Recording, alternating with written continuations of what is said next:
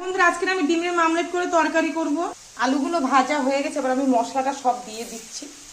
মশলাটা একটু দেখো, আমি সামান্য একটু জল দিলাম, জল দিয়ে ভালো করে কষিয়ে নেব মশলাটা। একটু জল দিয়ে আমি কষাবো, আর একটু জল দেবো। জল দিয়ে কষালে কি বলো তো, কাঁচা গন্ধটা চলে যাবে ভালো। দেখো মশলাটা কষানো হয়ে গেছে, এবার আমি জল দিয়ে দেবো।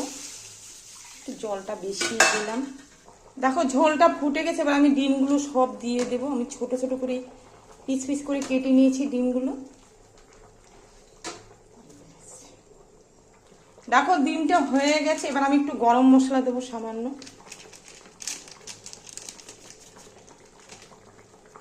এবার আর একটু নেড়ে দেবো, ব্যাস এবার আমি নামিয়ে দেবো। হ্যাঁ দেখো তরকারিটা হয়ে গেছে, এবার আমি নামিয়ে দেবো।